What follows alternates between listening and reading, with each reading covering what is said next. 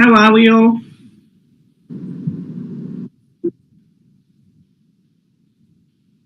Don't worry, Shannon, I've got you back. I think you and Steve have been partying too hard or something.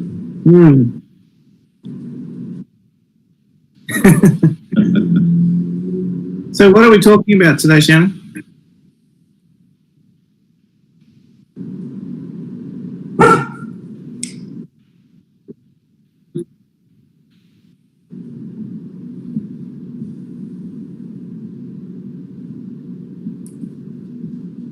I'm not sure.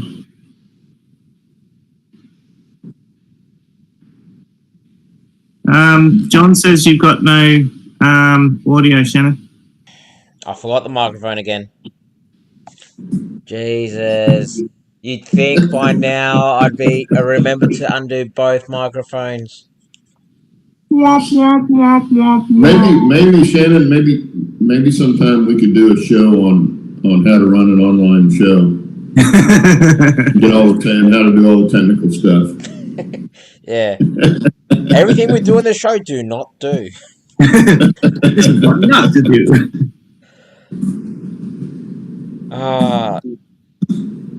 Oh, look, they're already picking on me. They're already picking on me on how I look. Jesus.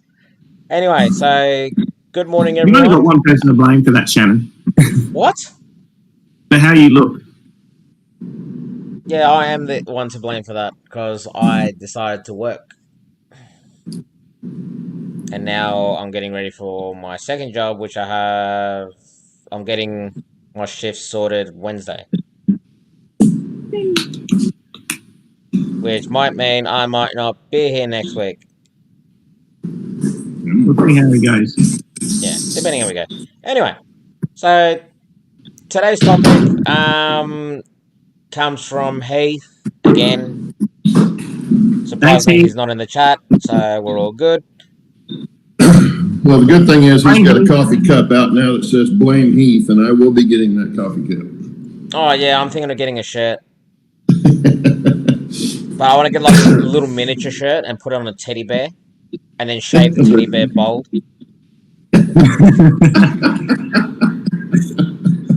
Yeah, there you go. Yeah. Anyway, so today's topic we're talking about layout planning. So, mainly in regards to, do you use like any software to plan the layout? Do you do old school, with pen and paper? Or do you just do what I do and wing it? Have a rough idea in your head, draw a napkin, and then just go, yeah, that looks good, and then put it together. I've seen Luke Towan do his planning, and his is pretty much just a little scribble on a napkin. Yeah, that'll do. And then he just goes and builds it. Yeah, it's what you're comfortable with. There's some good rail planning software out there. The bad thing for me having a Mac is most of it's made for Windows only. So, I had to find something I could run on my Mac, and I didn't want it for detail work. I wanted it to give me a general idea of what I was going to do. And that, it worked really well for me. This is a picture of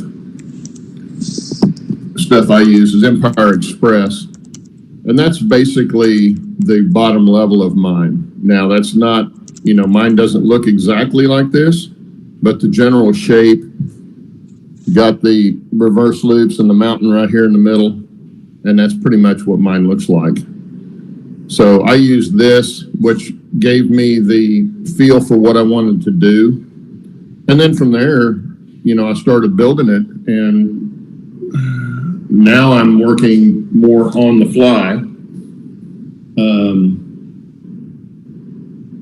working with what I've got and what I decide to put in the layout. So the whole top level is still up for grabs. I haven't laid anything up there except right at the summit of the mountain. So I've got a lot of room for other things I can put in if I want to, or change it from what I drew up. So that's what I did.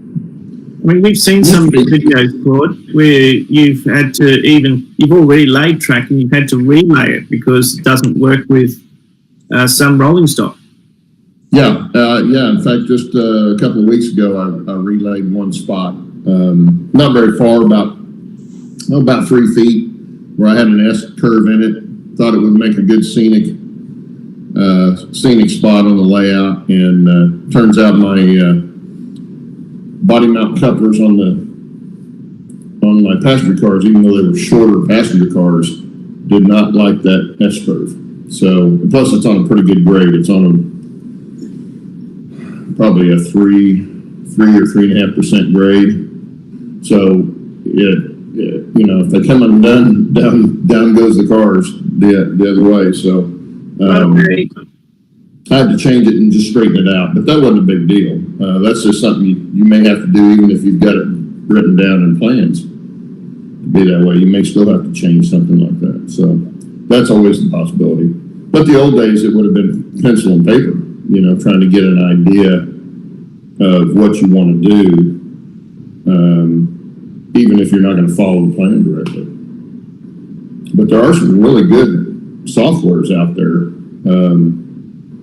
Trying to think of the guy's name that does a lot of rail planning. He's got a good YouTube channel that he does that, and he also builds turnouts and stuff. We've got suggestions on the chat for things like AnyRail. I think is one of the big ones that I've heard of. Mm-hmm. Yeah, that's the one I was trying to use, but it's only good on Windows. They haven't come out with a Mac version as of the last time I looked, which has been a few months ago. So yeah, but I know a lot of people use that. Yeah, no, I was the same. Like, when I built my current layout, it was all on pen and paper when I started drawing it up. I had a rough idea in my head. But yeah, once I had it drawn up, the first bit of software I started using was I did try to use Scam, and I just found that too hard to use, so I canned that idea. And then I found another one which was Extract CAD, which I found very easy to use, personally. One of the features I liked about it was I was able to add in, I was able to design and add in my own rolling stock or motive power. And the reason for that was because on Extract CAD, which I believe a lot of other layout planning software is starting to pick up on now, is it has basically a simulator on it, and the simulator, gives you a good idea, you can basically run trains on the layout you design, and it gives you a good idea, how it's going to operate. Is a good, is the plan you came up good for switching operations or standard operations, or or just running around the loop operations as such. Which I found really good, and depending on the parameters you stuck in, it gave you a good ideas like, okay, if I put a hill here, those carriages are going to clip there, because you're able to adjust like coupler positions and all that, and where bogey centers. Like, I found that really cool. So does it allow you to simulate things like if you've got a curve that's too tight for certain rolling stock, like, obviously some locos don't go around very tight curves, so will it help you with that? Well, when I used it, that was probably one of the things that was lacking. Like, you could set on the parameters, you want a minimum radius of X inches, and if you did it too tight, it'll, flag it as it'll flag the track red. But yeah, that was probably one of the things that it didn't do, which it would have been nice to be able to, have those parameters attached to that part of the software. Because, like, as I said, like, in regards to designing, you could design basically the dimensions, draw up little features on it, because it's all from, bird's eye view. But it'd be nice if you were able to set, so, like, when you're making the loco, where it pivots, because you set the pivot points, you go only pivot at X degrees or X radius, minimum. You know. Yeah, the Empire Express software, even though you couldn't run trains on it, some let run trains on it, even with the flex track sections that you had, if once you set your parameters for what you were doing, like your minimum radius, then when you tried to bend it any tighter than that, it wouldn't go. It'll only go to the minimum. So that lets you know that, okay, I can come over here and I can put this circle in here and it's going to be that radius all the way around. It's good for knowing what you can get fit into a situation like a corner or a loop or something like that. For me, I didn't follow it exactly, so it didn't matter. When I came to building it, I still had to lay it out on whatever I was building it on and make sure I stayed within those parameters. But I guess if you did it tight enough, you could. You're building close enough to your plan, it would really come in handy for that. But you still got to transfer it to what you're putting the track on. Yeah. Well, that's the other thing as well. Like, I know a lot of software like SCARM, ExtractCAD, AnyRail, and a couple of the other softwares that are out there. You're able to print off the design on 1-to-1 scale. So basically, you design it once you're happy with it, and if you're able to test it out on computer, once you've done all that, you can print a 1-to-1 scale. Lay it out on your board, and then lay the track on top of it. Realistically. Yeah. And that would be handy. I can see, especially with sectional track, that would be handy. Yeah, see, I've been one for going the opposite direction because also using a Mac. Until Claude told me just now, I couldn't find any software to use on my Mac, so I was more going by, I have a space, now I'm going to play around with set track and flex track till I find a design that fits that space. So I would build the baseboards to suit that space.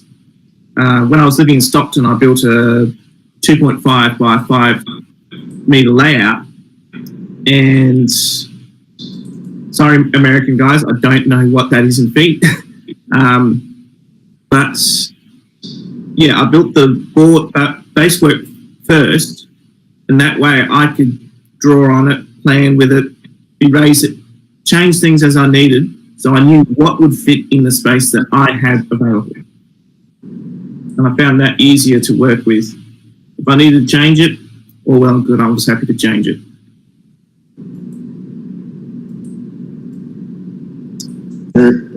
Ally, I'll put the link to the company I think is who has that Empire Deluxe software. That's the link for it. Ah, brilliant. Thanks. That's in there. That's in there about the company thing, so it should be in there. I don't remember where I found it originally, but it worked great for me. It was simple, which is what I wanted. I didn't need all the 3D stuff that goes, buildings and all that mess. Although you can on this one, it's got that if you want to use it, but I didn't need all the colors and all that kind of stuff on mine. I just wanted something, basically would be pen and paper or pencil and paper, but on the computer. Yeah. And I've done the basic. Handier to use. Yeah. I've done the basic pencil and paper. It's just a rough sketch of track. I want a siding, I want this industry, I want that, but it was nothing to scale or anything. So it was just, it didn't show how long my sidings were going to be or anything like that. And unfortunately, I moved back to Perth, so that layout had to, unfortunately, get destroyed. Well, I think the software, too, if I remember, it's been a while since I played around with it, but I think you can set the size of the squares I think you can take the squares off if you want to, but you can set up the size of your space, and then I just laid out a table inside that space that I wanted, so I knew my aisle widths and all that kind of stuff, and then I started putting the track in on that. Because that was my concern, was having space around it so I could walk around it if I needed to. Yeah, you gotta. Yeah, don't forget your aisle space. Yeah. And I wanted enough that two people could pass each other without having to lean over the layout to get by. And I've only got one tight, really tight spot. Well, two actually on each far end, but only one person's ever going to be there at one time anyway. So it's not that big a deal. But in the center where there'll be more people around the yards and stuff like that, and where the two towns will be up above, there's more space. So, just looking at the chat, Fred Wild has come up with a good suggestion, which is, I would say in planning is expect the plan will change. most definitely. It's not going to work. Yeah. Yeah. Step So- one. And make the plan. that goes for a lot of things. When we built this house, we changed the plan a lot from what it was. You know, little piece here, little piece there, but we changed it a lot. So, yeah, all plans are going to change. Rarely will you have a plan and go from start to finish right straight through that if you're building something. You'll run into a problem. You'll run into something that you didn't know before you started building that you want to add, or you'll decide that, oh, no, I don't really need that, and you'll take it out. So, yeah, it is always going to change, for sure. Yeah. They say in the army, every plan never survives the first 5 minutes of battle. Yeah. Yeah. Well, Yeah. well, that's why, you know, as I said, when I use Extract CAD and using the simulator on it, that's why I really, you know, enjoyed using that software, because when I did get down to, you know, putting the plan from paper to reality, because I already played around, you know, and I knew how everything was going to work, and I already knew, okay, those sidings are going to fit so many boxcars of that size or so many boxcars of that size, you know, and then I started building it. But, you know, once it was all done, you know, I enjoyed it for, 18 months or so, and then as I started doing details, started doing mistakes and whatnot, I started changing things up a little bit. And the more I learned, the more I'm like, well, if I did it this way, this would actually run better. I can add an extra siding here. I can add that around there. Because, you know, one of the issues I ran into at the very start when I was planning was I didn't have a set idea on what industries or buildings or structures I was going to have on the layout. You know, I was more focused, okay, I want a layout to fit in this space. I want it to run trains. I want a couple sidings. I'm happy with that. Go. You know? I'm the opposite there, Shannon. I base my trains around certain industries. So most of my trains are grain trains. So, of course, they need an industry. So I would base, all right, I need a grain siding somewhere. And then things would evolve around that. Yeah. And both ways are doable. I mean, I'm doing it how Shannon is doing it. Although I did have some idea of what I want on the layout, I still don't have all my placeholders done for what's going on there building wise. I haven't drawn any roads yet at all on there. But when I get back to doing the yard work, that's when that kind of stuff will probably start, because that's where most of that kind of thing is going to be. It's down in the yard area.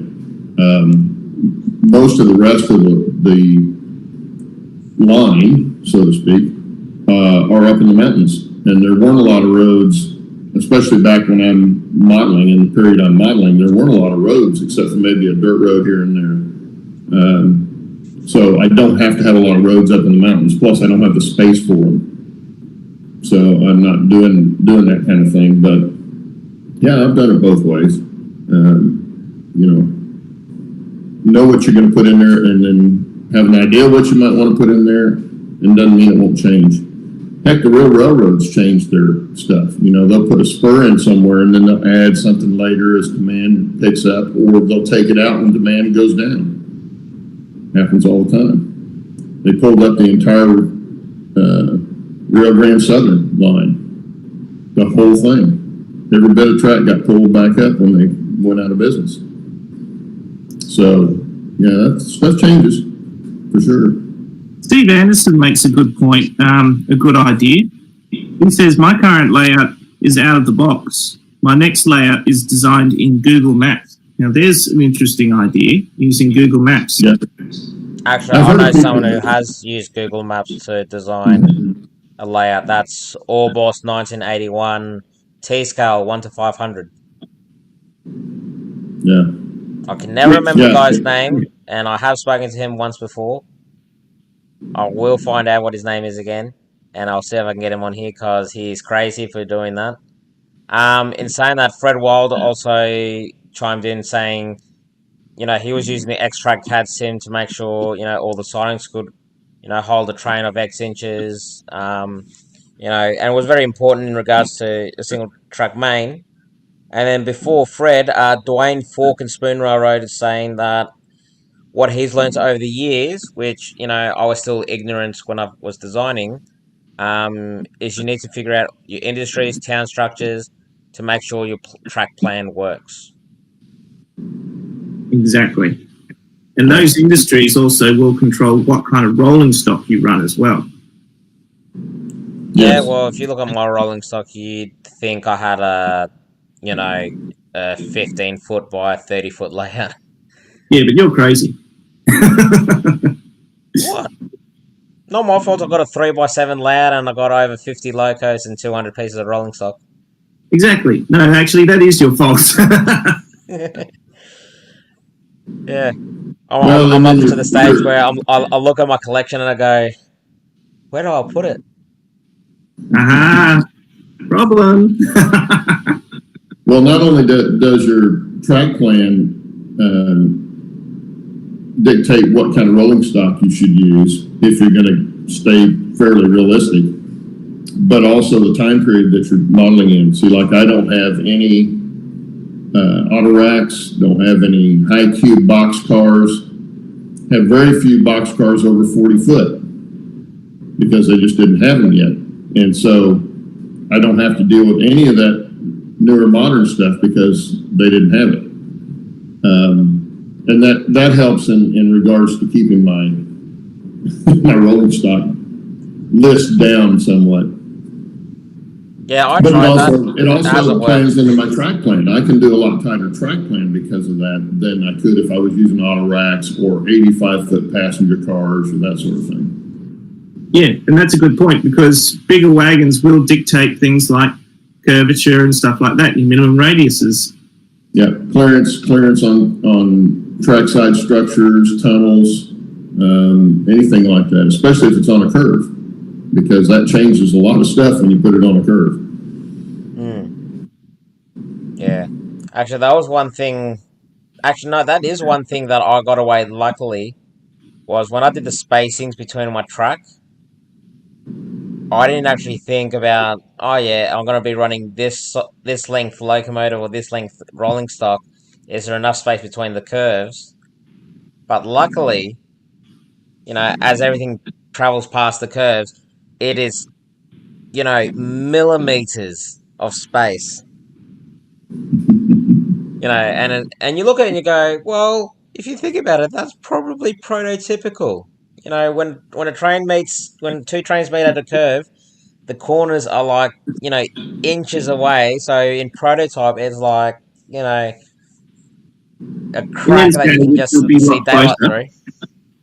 Well, but also too, there aren't. Well, I say there aren't.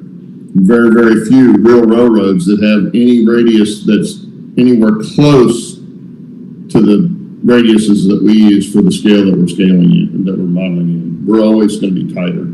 It's kind of like the RC airplanes always having more power than weight than a real airplane. There's a lot of trade-offs there. Pardon? I was going to say, that's why you model narrow gauge, because you can have tighter radiuses and they still look I can get it in. I knew all the stuff was smaller, so I could get a little tighter radius and stuff. That did play into what I'm doing. That wasn't the only consideration for it, but that was a big consideration for it. That's one reason I thought about doing their end gauge. And then I just decided, no, it was too small. I'd had it before when I was quite a bit younger. And it wasn't bad then, but it would have been way more trouble for me now. So I didn't go that way.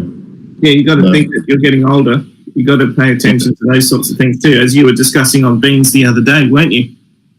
Yeah. You had to think about. Yeah, you have to bring all that stuff into it. And track planning also goes into it. That's one thing that worked in the track planning was the first layout I had actually started to build. I had 6 months in on it, and I had the loop to loop put down, and it had a loop on each end, one going around the yard, one going on the other end over by the window in that room, which is where the mountain was actually going to be to climb to the second level. And then the second level was just going to come all the way back across the room on a steady climb. That would have been okay, but the problem I saw pretty quick was that loop where the climb would start was going to be too low or too hard for me to get under in short order. The mountain I've got now in the middle, I can get in there fairly easily.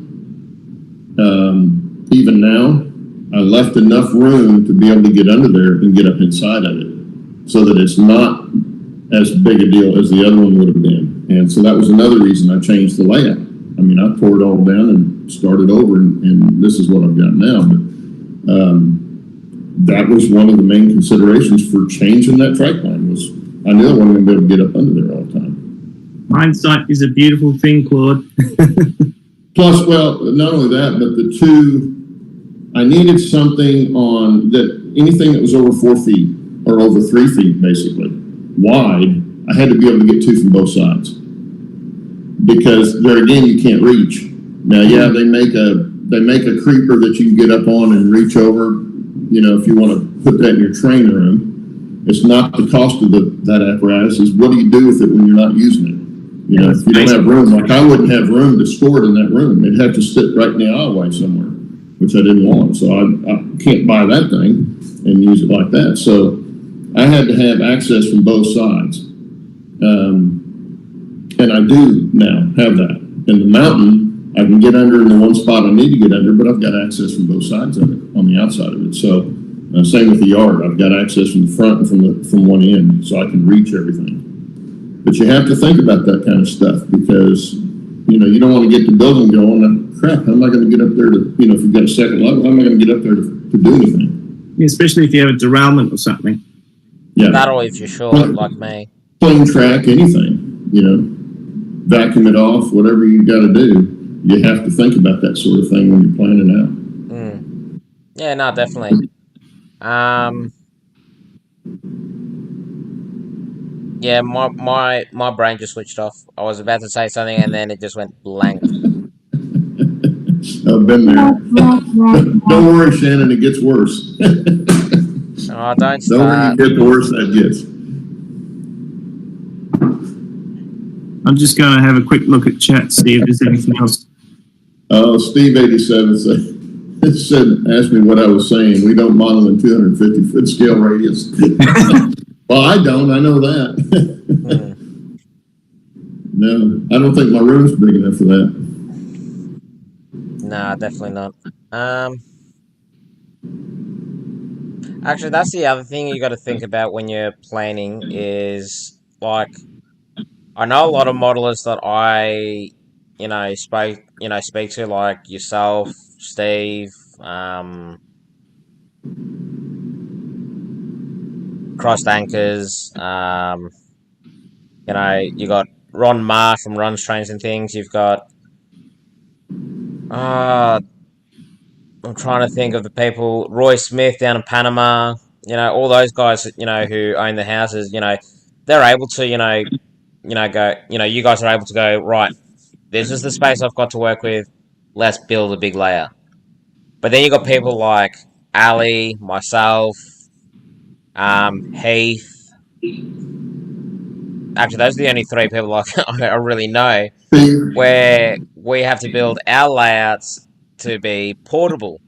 So that comes into, planning as well when you're trying to design a layout, because you got to think about, okay, am I going to do it modular? Am I going to do it, a single piece? You can't drill into these walls because I rent. I'll be in big trouble if I did that. Yeah, well, I rent too, and I can tell you right now, the kids are doing more damage than I have.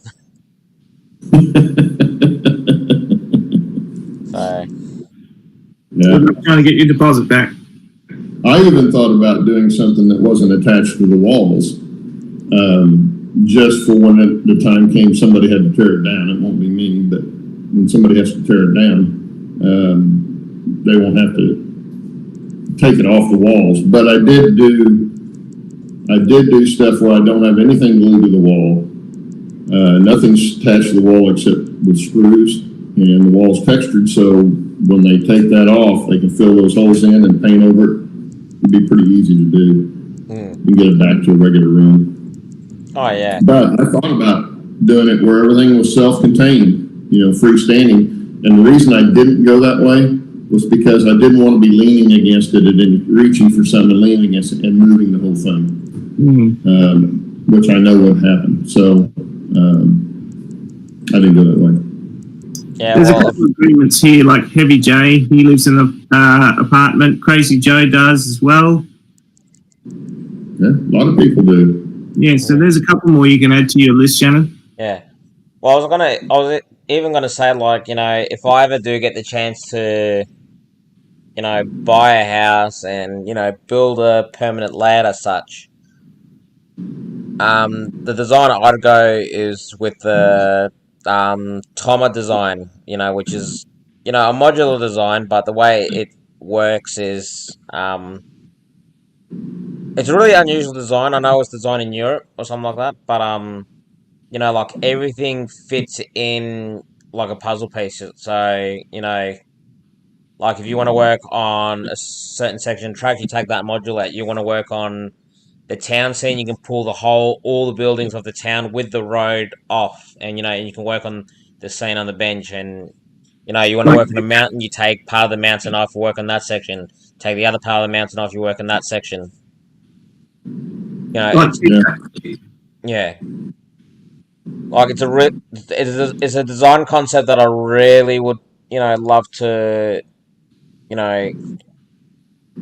get involved with and get into, but first step is buy a house. Yeah, you got to get there first. Speaking of buying things, seeing as we're halfway through, don't forget, merch available on the Teesprings website. Also, keychains down below. Send us an email to the linked email down below. And don't forget to put in the subject keychains, and specifically what keychain, if you want aluminium or steel. Remembering the aluminium ones are $20, steel are $5. So if you want a keychain, get in on that. Yeah, and don't forget, Steve's the one in charge of the keychain, so if you want to yell at anyone, look at him. Steve's not on here, so... Oh, he's in chat. Like, that's why I'm pointing. That's why I'm pointing that way, because chat should be over there. Okay. If not, it can be down there. Abuse him in the chat. Also, don't forget trackside beans. We've also got travelling boxcar. Get on that quickly if you can. And just a quick little announcement from me. I have a show, a little episode premiering straight after this show. So come over to my channel, linked in the description below. Just a quick little announcement from me. I'm not going to tell you what it is. Shannon, don't ask, because I know you've already been asking. Yeah, I've asked every big question. She just told me no. So I've asked her if she's pregnant, if she's getting married. No, but it's a big announcement. So, and it's important to me. You're planning your funeral. No. You got a puppy. No. You got a kitten. Stop asking. You got a puppy and a kitten. No. Stop asking. So anyway, jump over to my channel. It's only 7 minutes long. It's only going to be 7 minutes out of your day, but it's important and worth watching. And then you can worked out a way to fix Heath.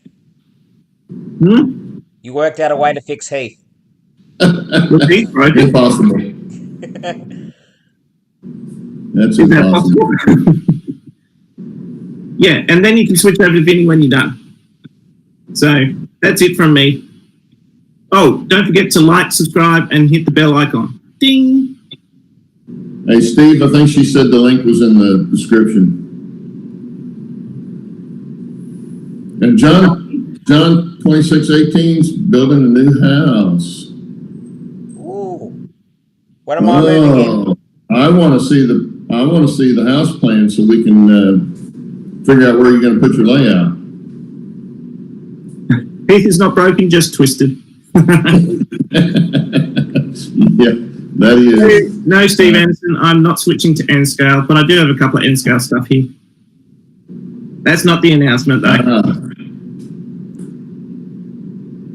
Stop asking. You'll find out when you watch the video. You're having twins.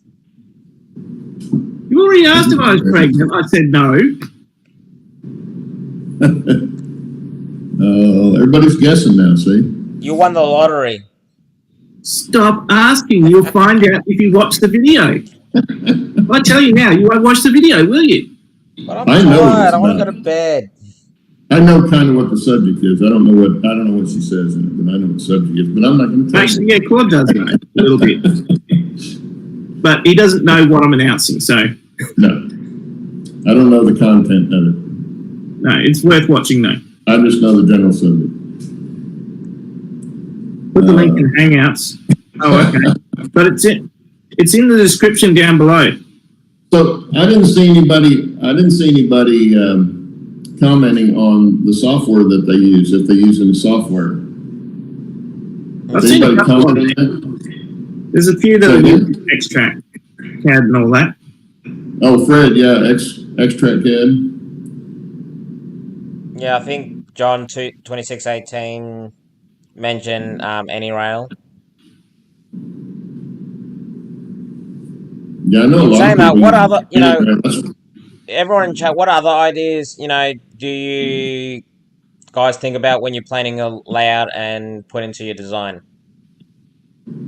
Yeah, there's a lot of things that you need to consider, like what Claude has found out through the hard way. He's had to consider. I mean, what are things that you've learned when you built your layout that would probably be better off having been planned for when you're in the planning stage? Side note, I look like I'm sleeping right now. I thought you were asleep at one stage and then you spoke. If he starts snoring, we'll have to cut him off. I need something sharp. I've got a fork. I'm poking with a fork. Yeah. Steve 87. No, I haven't used the Atlas website. I didn't even really know they had a website, but I did use the big book of layouts from Atlas, and I built one of the bigger ones they had in a bedroom, and it was all self-contained in 2 sections, and it was a full 4x12 figure 8 double main, all that stuff. And I ended up, when I got ready to go to college, I had to get rid of it and ended up giving it to a children's home that they had a guy that came in and worked with kids and stuff, and that was one of the things he did was model railroading, so I just donated it to him. That's but those books are good too. They're great places to get track plans from. The 101 layouts book is good, and they've actually got 2 of them. Small Railroads You Can Build is a good book. Most of the smaller layout books use sectional track, but not all of them.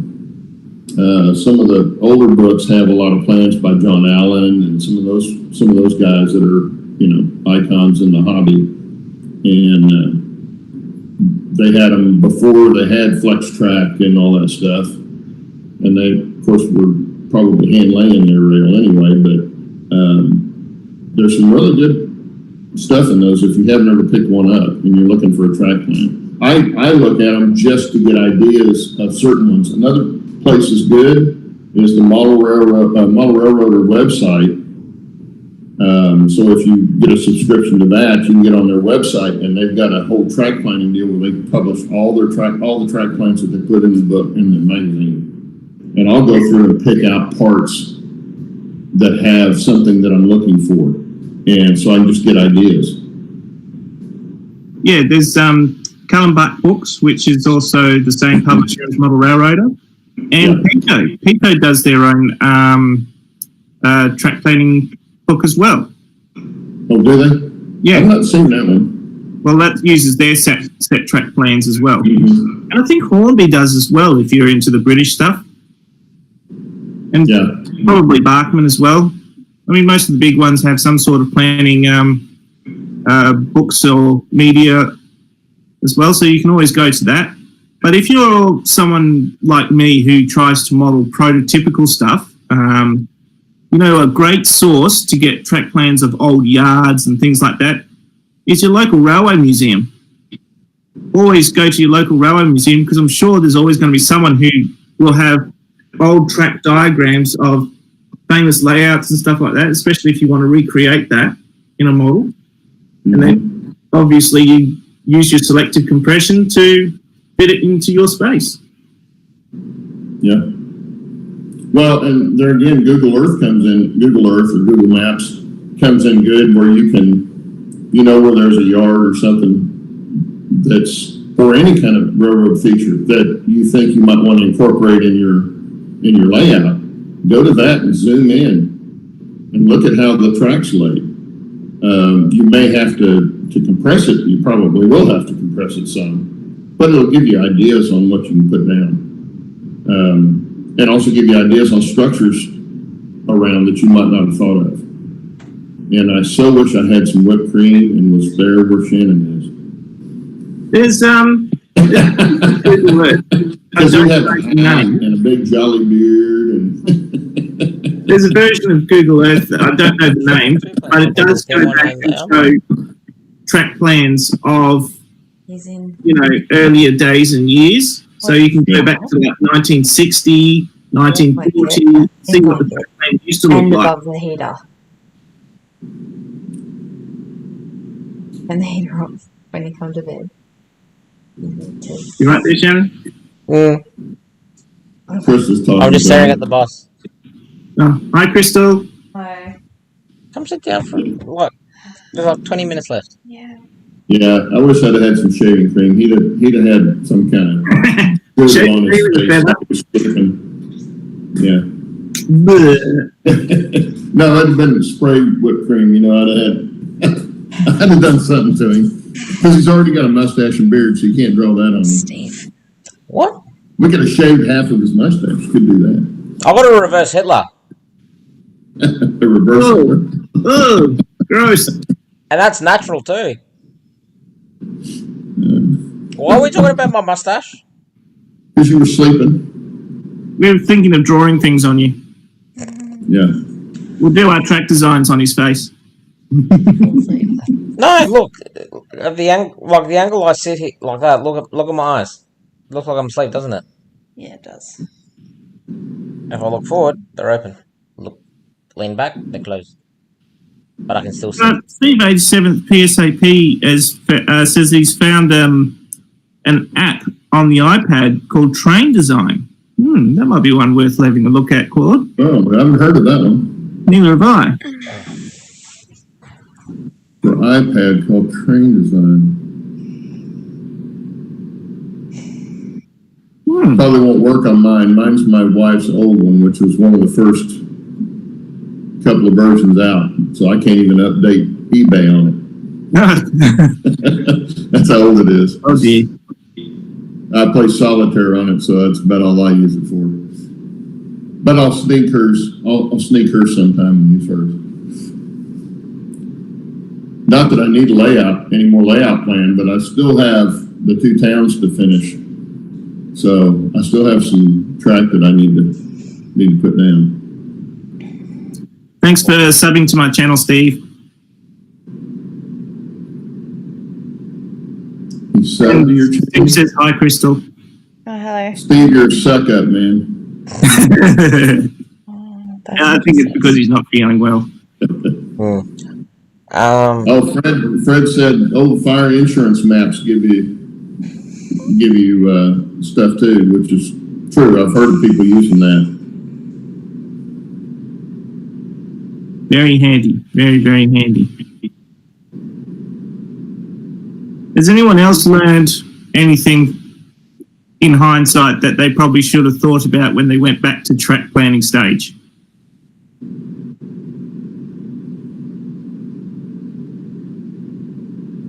I'm just going through everything that I should have done at the start. You find out the hard way, don't you? Well, and even if you were to start over and start another one, you'd get halfway through and you go, oh, I should have done this. You're always learning things that you could have done better. You need a lot of this, that's for sure. Taking shortcuts. That's just a general. Cheap shortcuts. See, and that's the thing. You know you're building your layout right when you spend less money on your layout and you spend more money on your collection. I don't know about that. What do you mean? Well, if you spend a lot on the layout, it means that you haven't taken any shortcuts and it's probably going to go right the first time, in theory.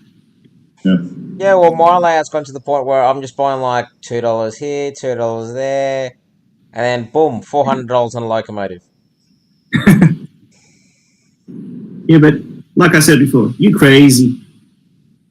Dwayne says make sure you're using the right size turnouts, which is also a thing, because I guarantee you'll want to squeeze down. If you don't have a lot of room, you'll want to squeeze down and put in a smaller turnout as you can put in. And that's not always a good idea. That's an accident waiting to happen. Well, it just limits on what can go through that turnout. Actually, that's another thing. Do not put a turnout at the end of a turn. Unless it's a curved turnout. Yeah.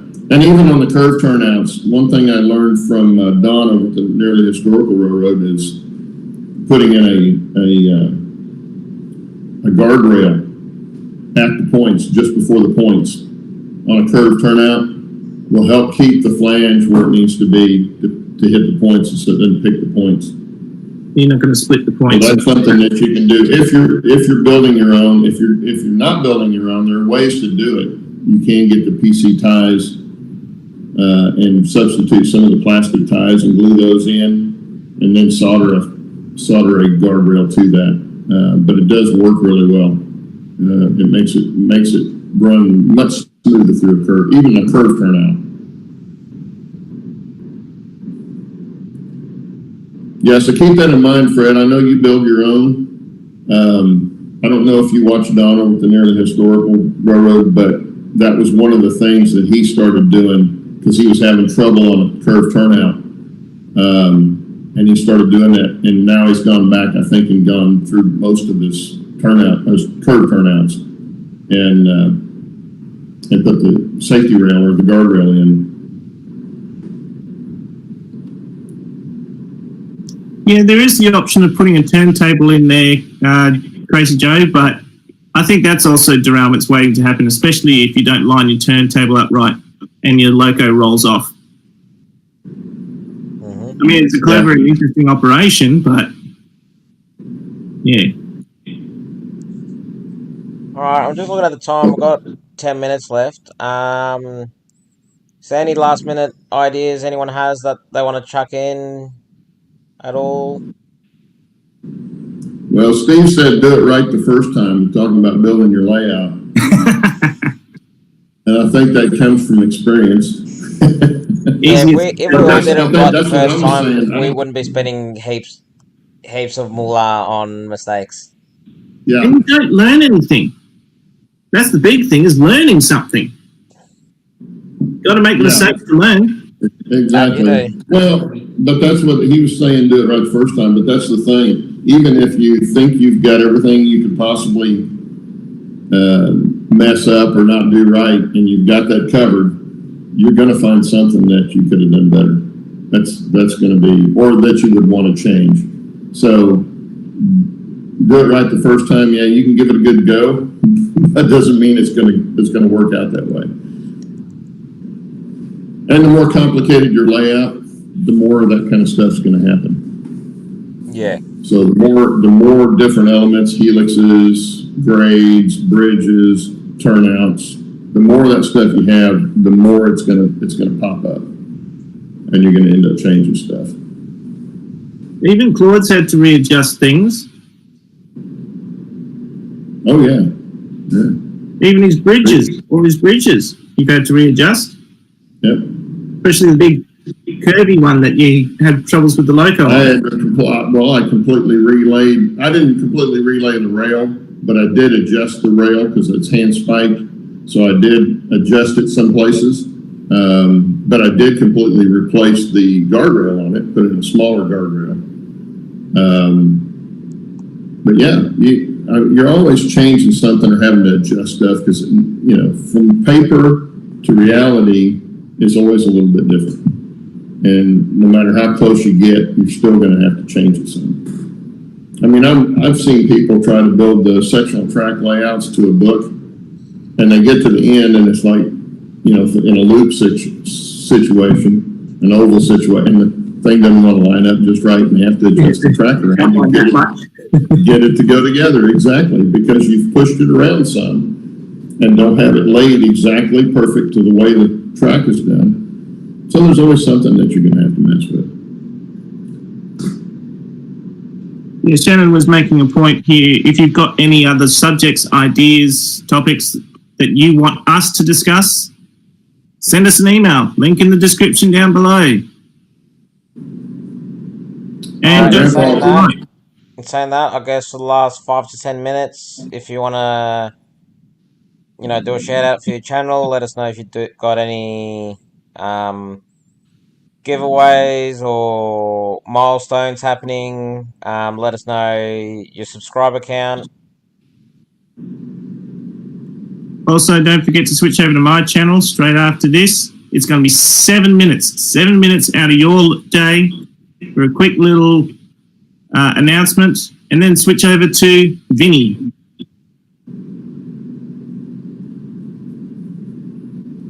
Or in my case, go to work. Or go to work if you need to go to work. Yeah. Go to work today. Hey, Michael. Your grandpa's here. Michael's here now. You're a bit late, Michael, but don't worry. You can always catch us on replay. Steve 87th had a good thought. Mostly you need to have some plan, even if you don't follow it. It's a great guide, so you know what you need and how it goes together. And it sets goals for you. Very true. Very true. You got to start off with some kind of concept of what you want, what you want to include in your layout. That's probably the very start. Figure out how you want to do it, what area you want to do, that sort of thing. And your layout's going to flow from that. Dwayne, are you talking about me? Do you want me to change ends of my couch? Because it's not a really great look at the other end of my couch. This at least has a nice wall, nice clean wall and a window.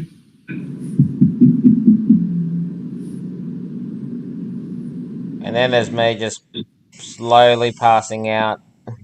And the computer's falling off your lap because I can see it starting to tilt slightly. I think that's Shannon's tilted. No, it's Maybe not Crystal's fault, anymore.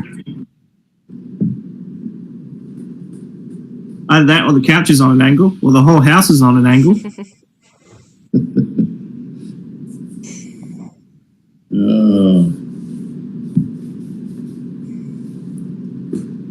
Alrighty, guys. Well, everybody have a good Halloween.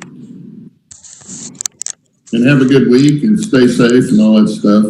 Yes, happy Halloween to the Americans. Yep, happy Halloween for everyone. I guess we'll catch you next time. I personally probably won't be doing any more trackside beans because of work commitments, so Ali will be hopefully running that. Otherwise, yeah, I'll try and make trackside live on Saturdays, but again, that all depends on work commitments, because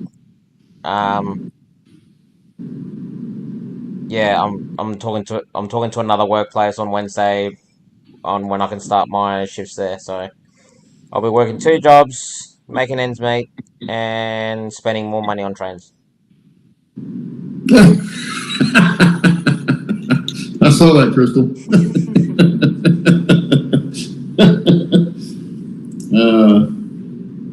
That's All one right, that's just everyone. right in the middle of that Shannon and go, oh.